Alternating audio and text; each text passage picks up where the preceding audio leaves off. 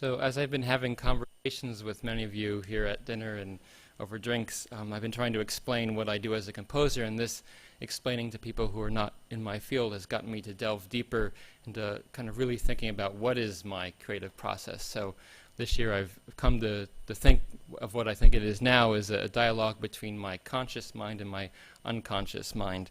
And so for the conscious mind, it's where I want a piece to go. It's all the problem solving and work that I do to make the inner logic of a piece work. But then for the unconscious, it's listening to where the piece itself wants to go, and following around the musical characters of my piece and seeing how they develop and where they lead me, and if it's not where I want to go, how to get it to go where I want to go, or to accept where the piece wants to go. So what do I mean by a piece wanting to go? And I think other composers have said similar things. So the American composer John Adams describes his process of composition to gardening, that he just trims the piece and allows it to grow, but he guides it. So I think that this idea of a piece telling you where to go kind of comes from the unconscious and all my past experience and upbringing, listening to Western music and understanding of expectation in music.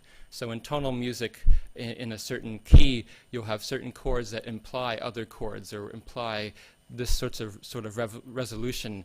So in my music, I don't work in a tonal context, but as you have probably heard, there are tonal elements to my music. So I am dealing with this tonal expectation in some ways, but also the expectation of the unique logic for each piece that I put together.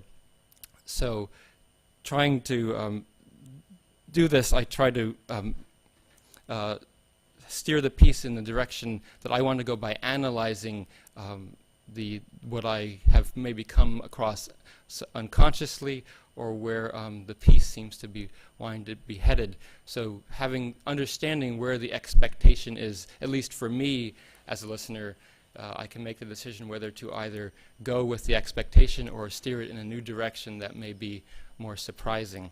So in this next piece, Paestum, that I composed right before coming to Rome, from a lot of the piece I only could see about 1 inch of music in front of where I was.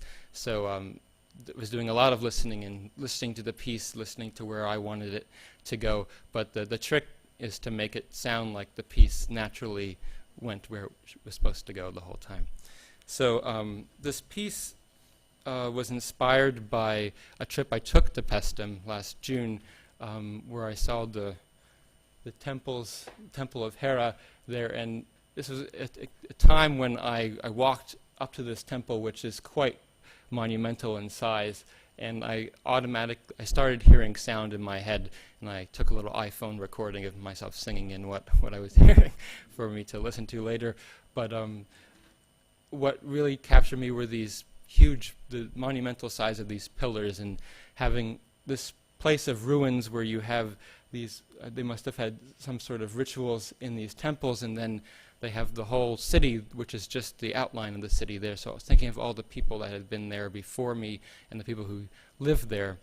So I heard in my head this blast of horns, like kind of as these vertical pillars, and a very electric kind of energy around it. So that inspired the beginning of the piece, which you can see here, and also at the climax of the piece. So you'll hear these pillar motives throughout the piece. So this was premiered in November in Bratislava, Slovakia, at the World Music Days. So I'm going to play you the whole piece. It's about 8 minutes.